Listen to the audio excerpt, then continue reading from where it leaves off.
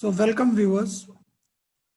Uh, as part of our continuing series, from the experts section that we get perspective on issues that matter to middle class.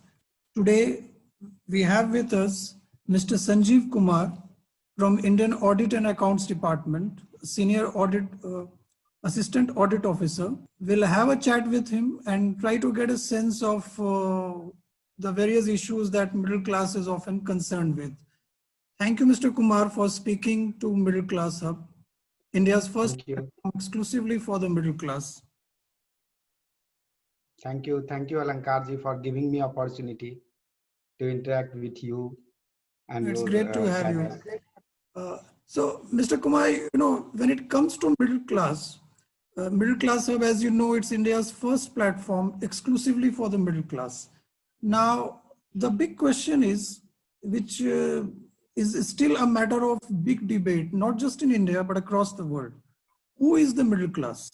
That's a question, that keeps coming every now and then, and everyone have their own sense of, like I can tell you, there is a person I know who says that his father used 8,000 rupees per month about a decade back. And he used to call himself a middle class. A decade later, today he is earning about maybe 5 to 6, 7 times more than that amount. Still, he calls himself middle class. So to start with, Mr. Kumar, I want to know, what do you think? What constitutes the middle class? In the perspective of India, let's talk about that. To me, middle class means you can categorize people of India into below poverty line or above poverty line. Then middle class people comes. Middle class people constitutes of those people whose income is such that they can make their both ends meet. They can aspire for the to get into the higher club. They cannot afford to live a luxury life. When I say luxury life, they cannot visit abroad, they cannot go for long vacations, they cannot send their child for foreign studies and all that.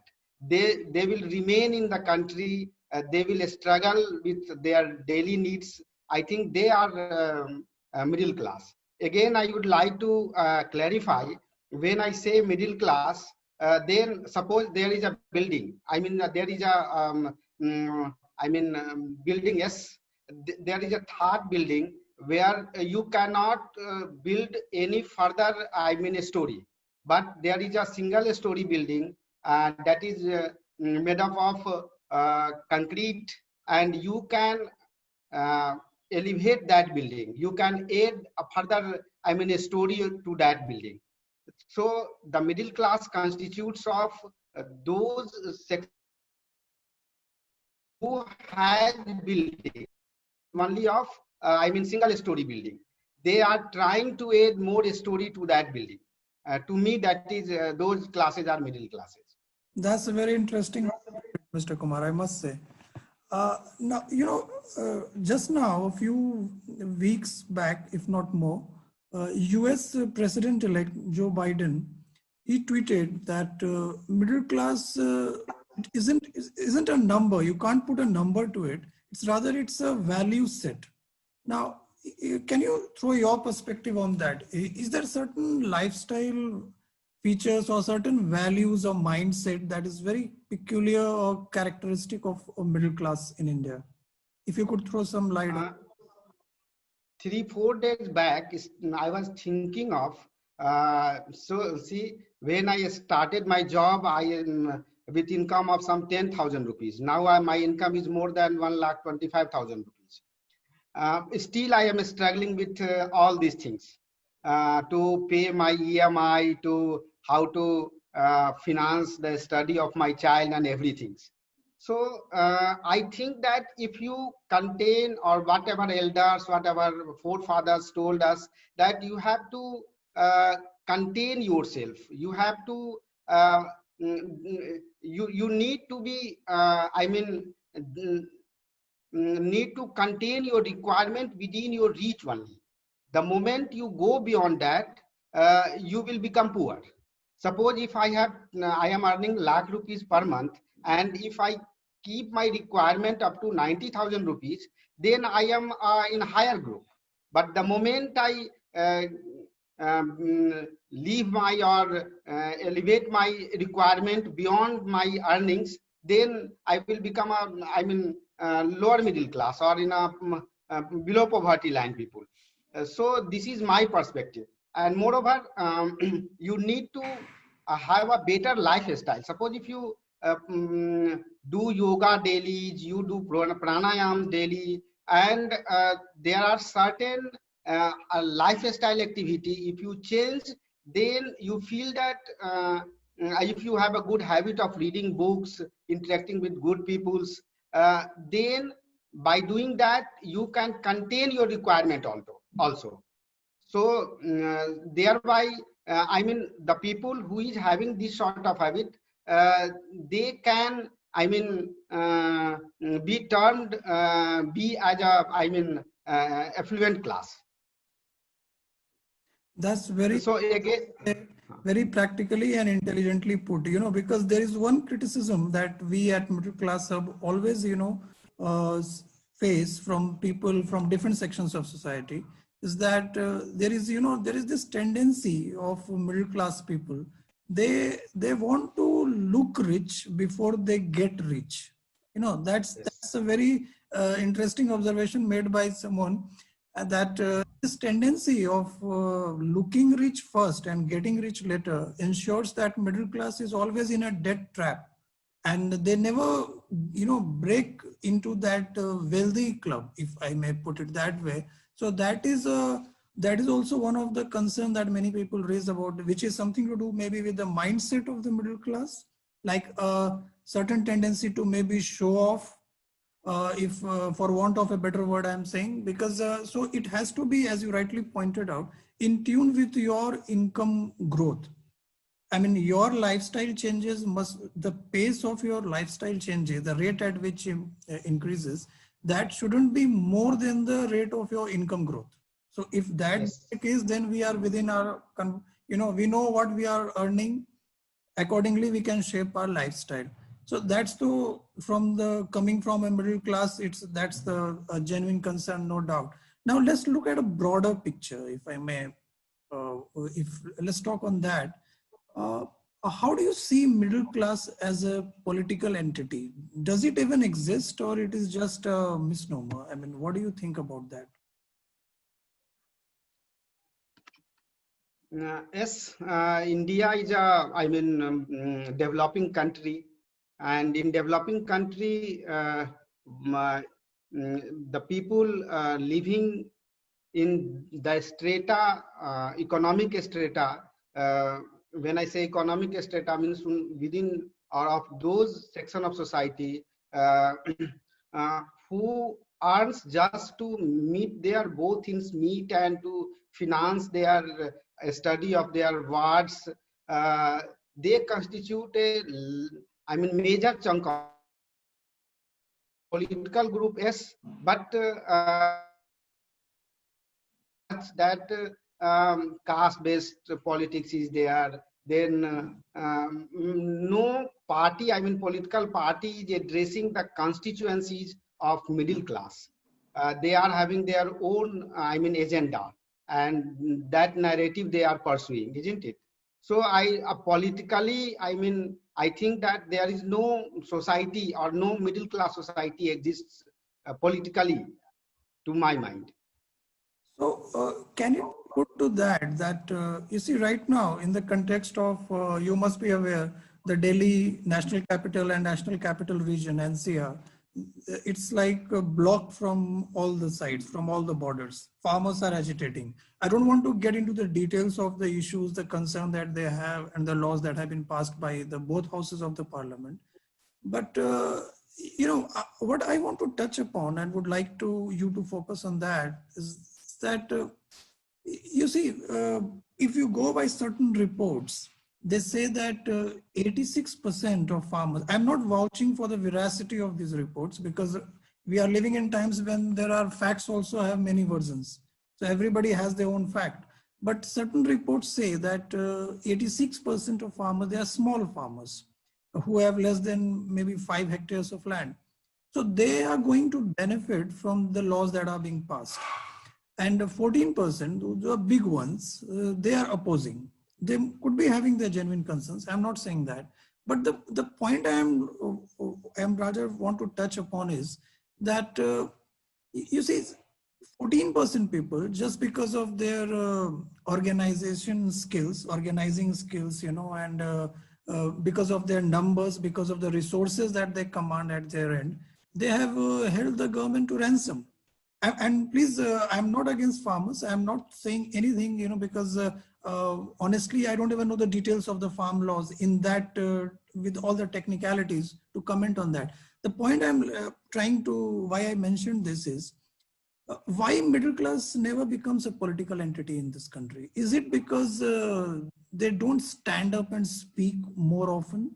Is that the reason? They don't have like, I'll give you a very specific example.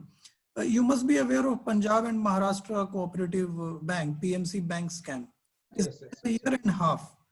Most of the depositors, they are senior citizens. Of course, people belonging to the middle class, having deposits in the range of maybe couple of lakhs or maybe in excess of 1 crore. And so many people call us, they call me, they call Middle Class Hub office, to talk to the editors. And they are saying they are not even allowed to have a silent protest in the financial capital, or for that matter, wherever they are staying. So, because they start getting, maybe threatening letters from the commissioner's office or from other agencies, because like there is a Corona protocol, COVID protocol, and all things are in place. But is it that just because the middle class doesn't organizes itself as one block, that is it the reason why they are always ignored, why they are not listened? What do you think on that? Initially, I have said that there is no existence of middle class as a political group as such. Middle class is struggling with themselves.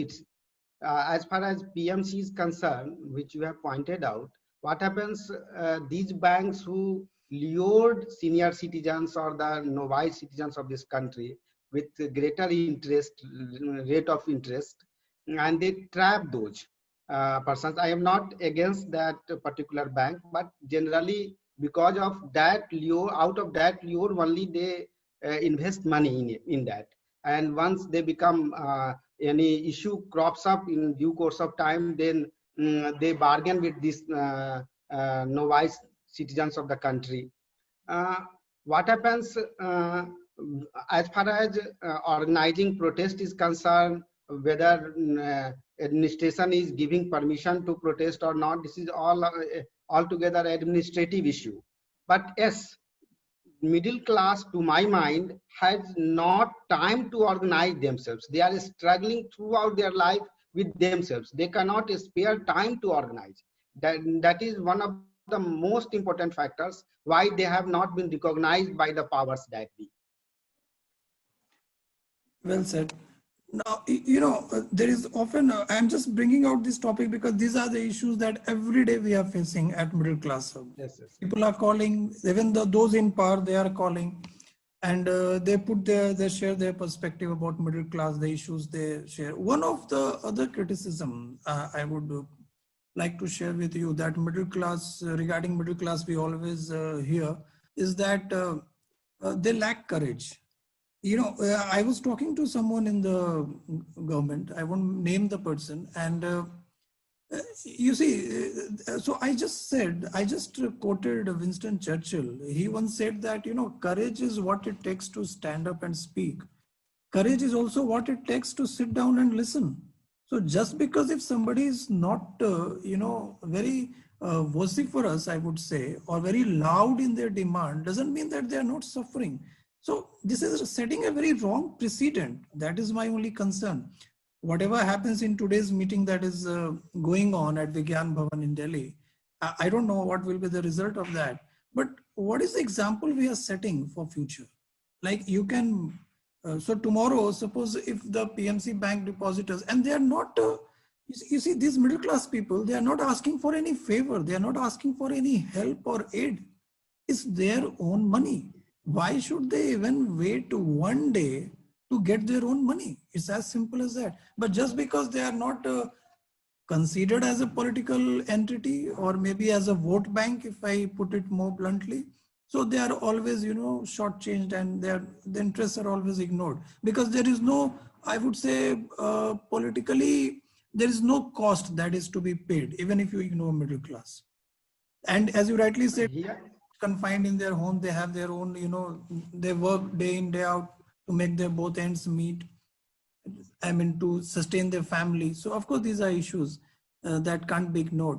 Now, what do you think? Can you just talk something about the economic potential of the middle class? Because see, we all know that the consumer market today, when the lockdown started, people were confined to their homes. People were not going out for shopping, to malls, to cinema. I mean, there are a lot of issues. And then the economy came to a standstill. So middle class has a huge role to play when it comes to even sustaining the economy. So I would like you to focus on that, how middle class is crucial in the economic development of the country. Yes, middle class is the most important factor in our economy. In fact, middle class carries almost big chunk of economic activities of this country. Middle class invest, then middle class, I mean, when I say economic activities or economics of the country, I mean, they do all sort of things to sustain the economy. I mean, we are the drivers of the Indian economy. Again, before throwing light more on that, I would refer to your earlier statement as far as PMC is concerned, whether we should stand for our demand, we should be allowed to withdraw all the money, whatever with them. So here there is an economic framework, I mean, where someone is acting as a regulator. Reserve Bank of India is there to look after all our needs. So we need not to act as a political entity over here. We need to be to get all the necessary informations before investing in any entity or any economic, I mean, financial institutions. RBI is there to guide us. We need to hear, and as a individual, as a informed individual, we need to disseminate the right information among the stakeholders so that they do not get into, I mean, that trap.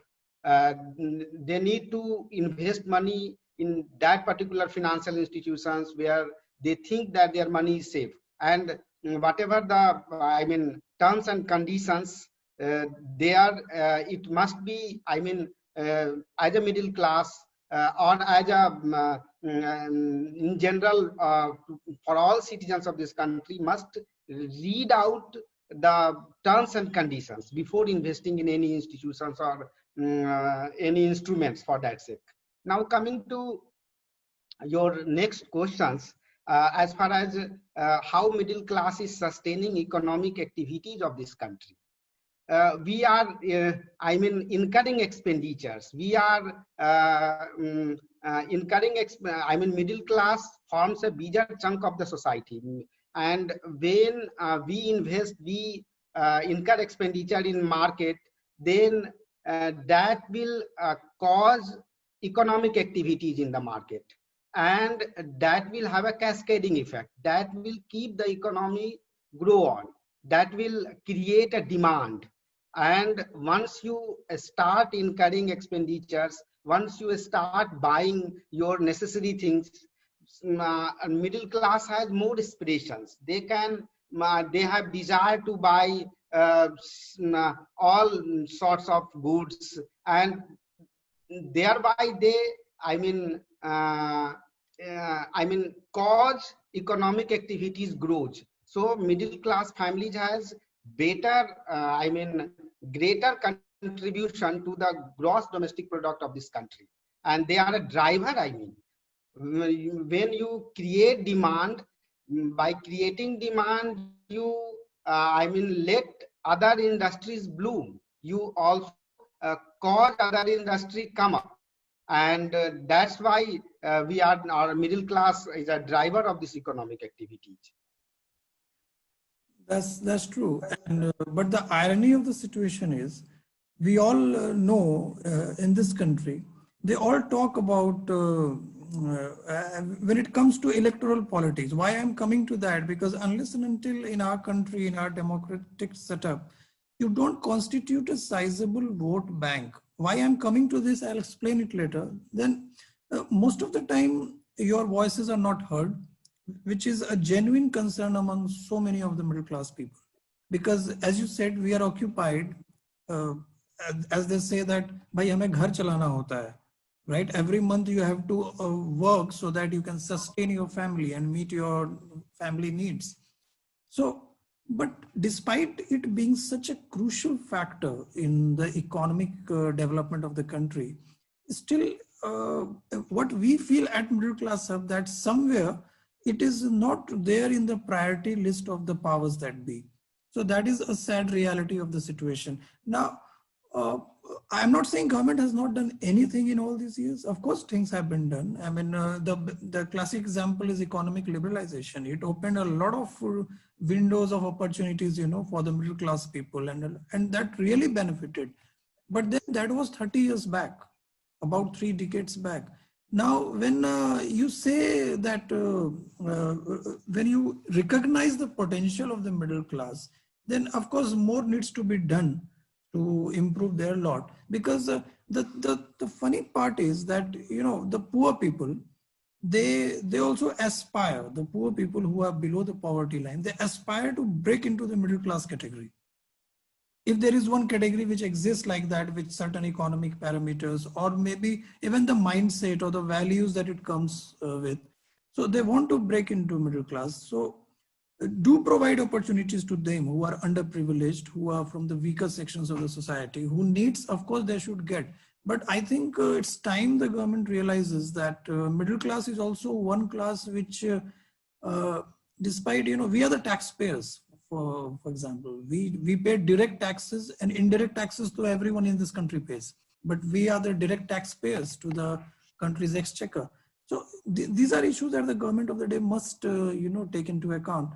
Now, as a middle class, I know you talked about belonging to a lower middle class family, a lower Indian middle class family earlier when we were talking. Now, my question to you is, as a middle class Indian, what are the steps that you think are imperative that the government must take, which would transform the middle class life, which would help them, you know, better their lives, both in terms of economically, as well as, you know, in other aspects of life? So what are the steps you think which are necessary that the government must take to improve the lot of the middle class?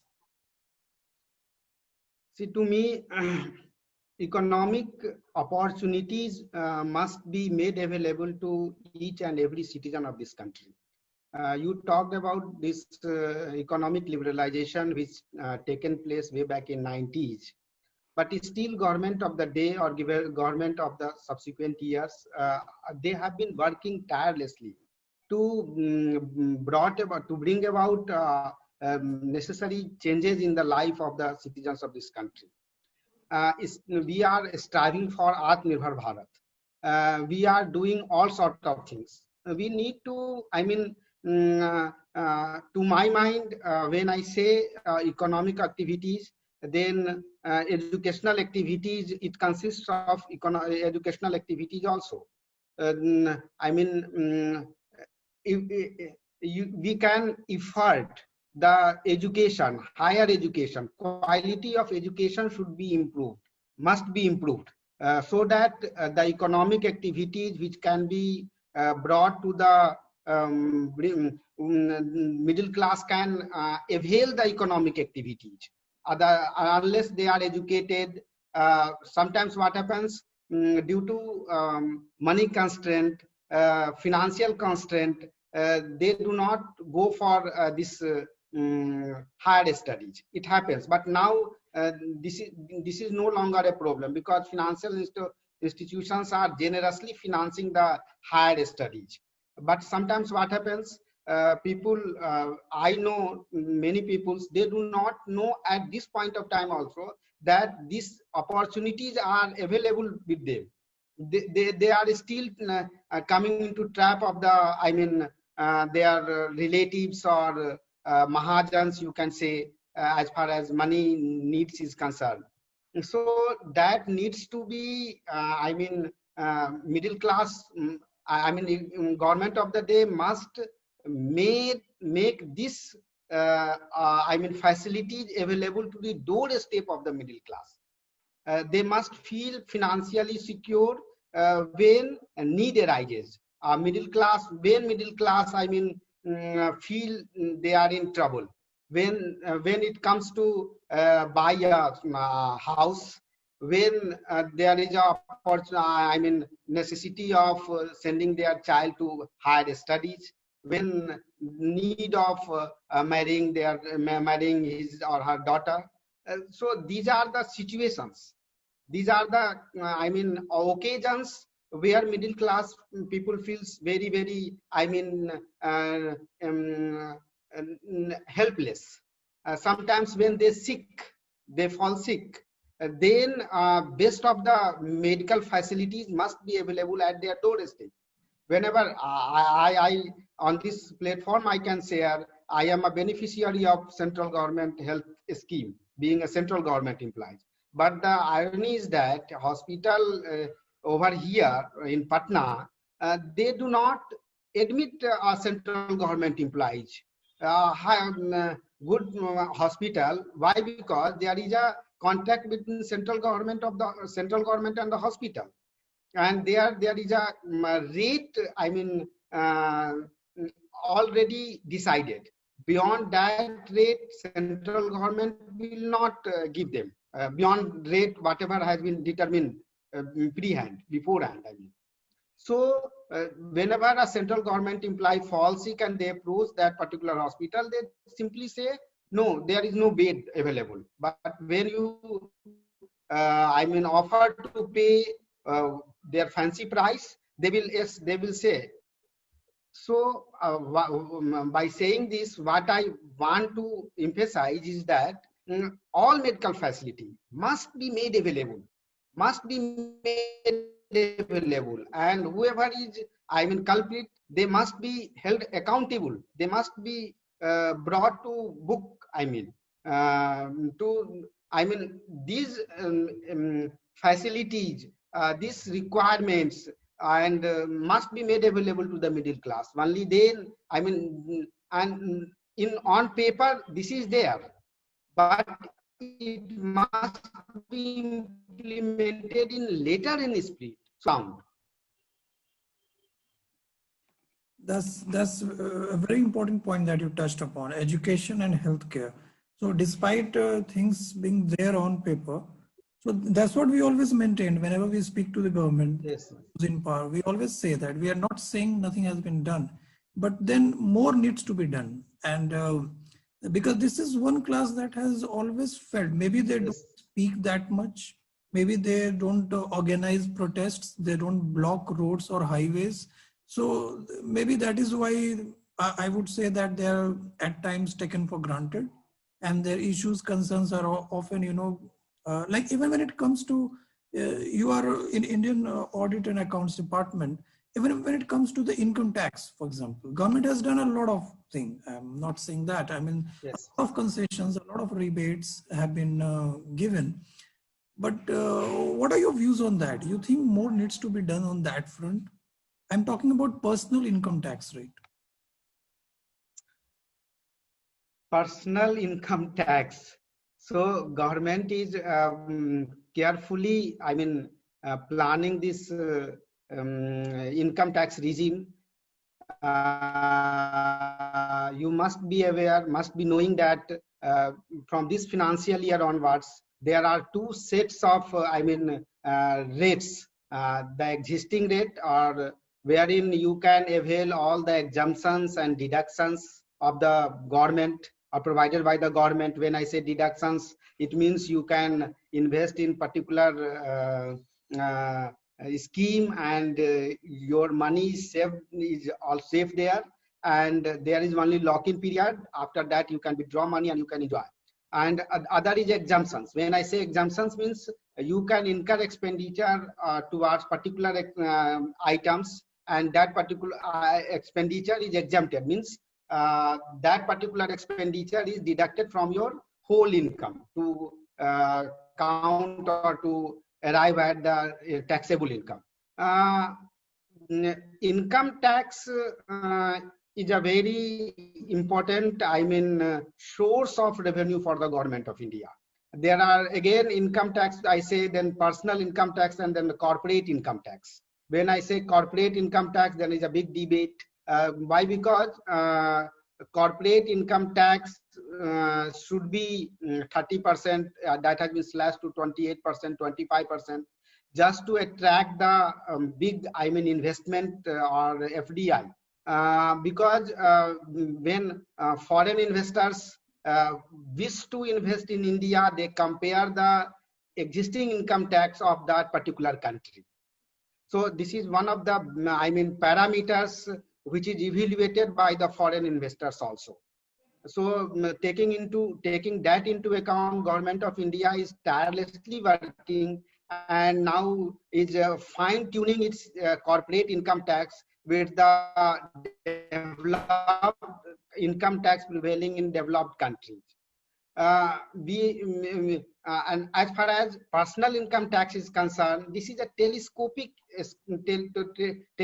scope or telescopic method of calculating this income tax. Suppose you are pay, but once your income is 3 lakhs to 5 lakhs, then 5 lakhs to 10 lakhs, then 10 lakhs, beyond 10 lakhs, then 30% income tax is levied. Income tax at the rate of 30%.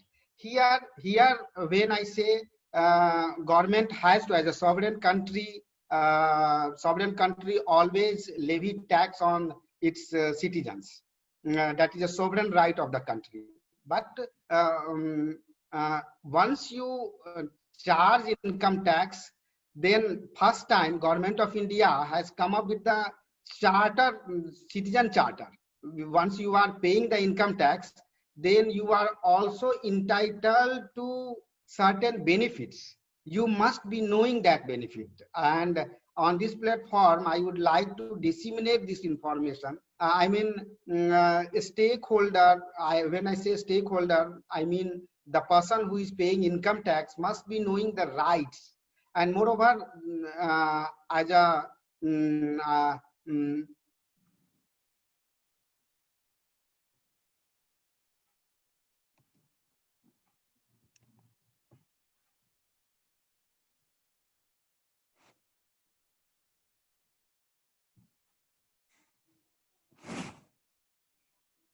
efficiently, economically, or effectively or not. Sorry, Mr. Kumar, I just lost you. If you could come again, there was some internet connection, so I just couldn't part because it was the freeze. So if you could just come again regarding that income tax, it was a very important point you were mentioning.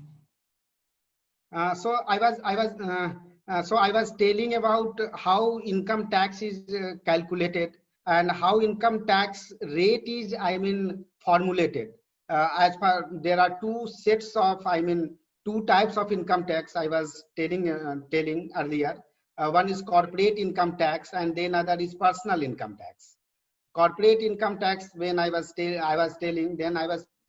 told that while devising the rate of corporate income tax, generally government also compare it with the rate of income tax prevailing in other countries, because this is one of the parameter which attract the foreign direct investments.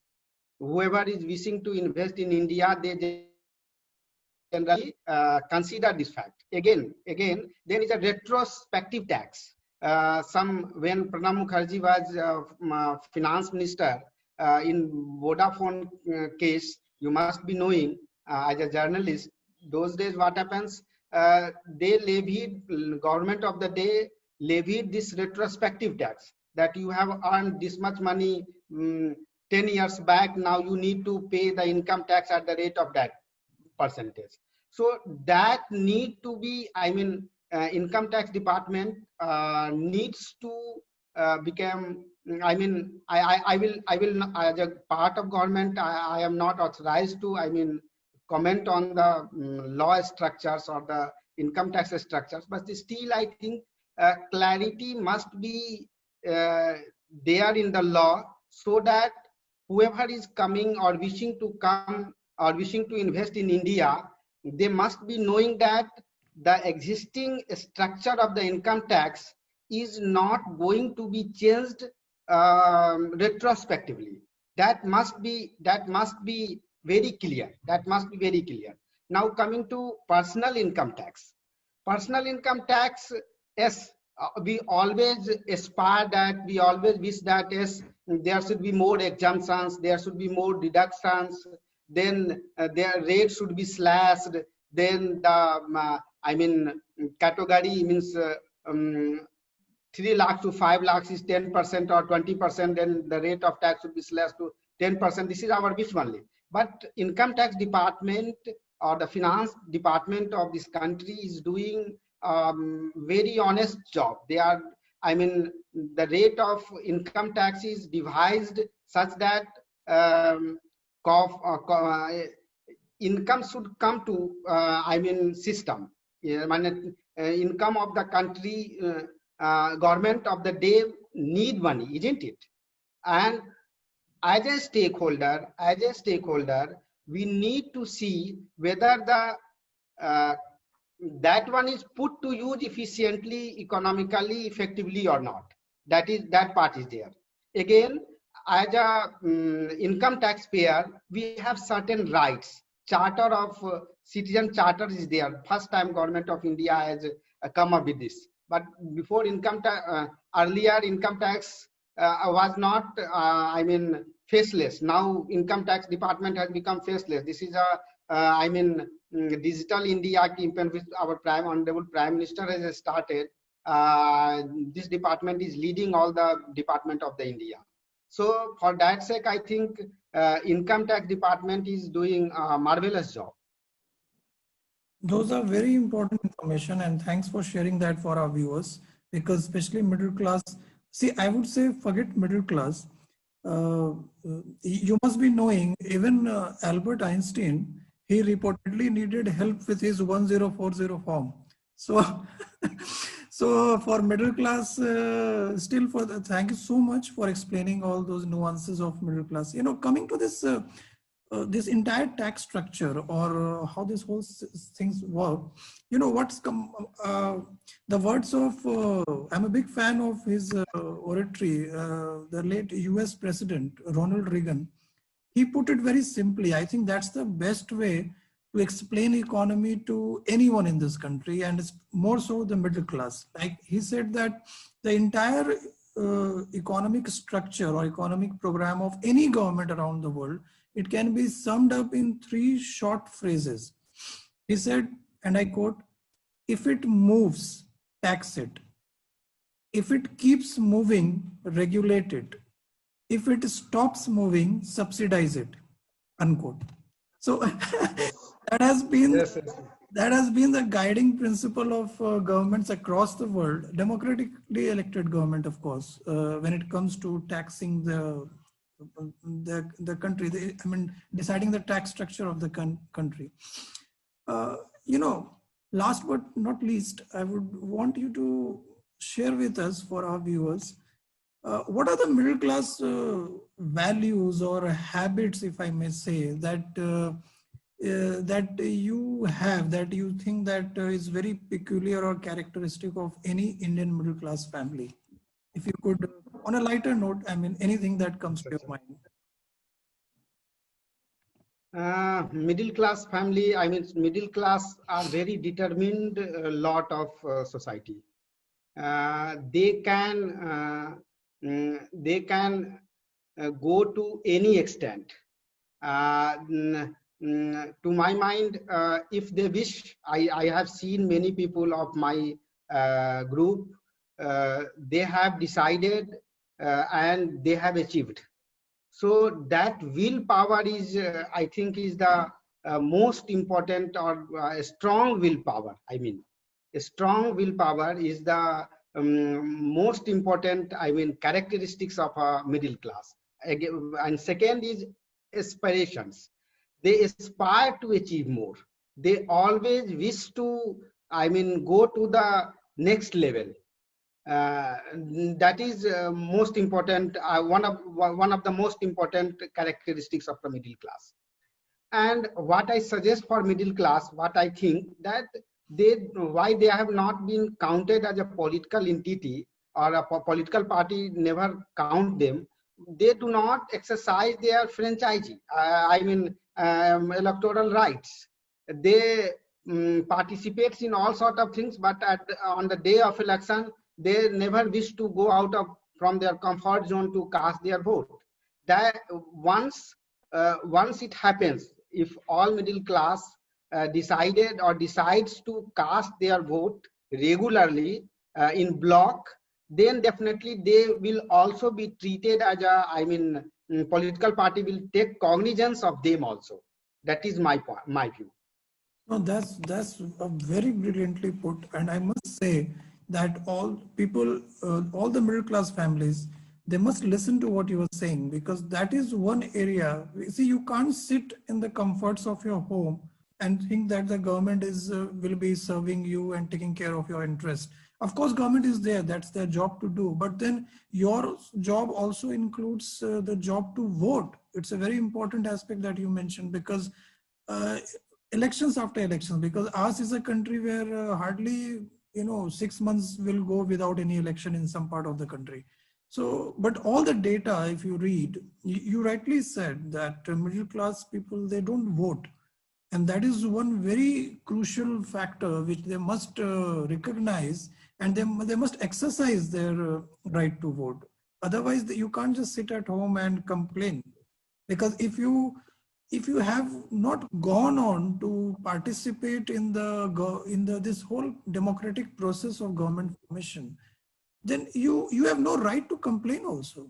Rather, I'm just trying to be Yes. devil's advocate over here, because we at middle class, we are all about middle class. We champion the cause of middle class. But then this is also one important aspect that must be highlighted through this platform, that it is very important for people to go out and vote if you want to be counted as a constituency, which the political parties would like to cater to. Otherwise, the things I don't see improving much in months, years ahead. So that's one very important aspect. Now, before I let you go, I know you are in a hurry, you have to go for another meeting. No.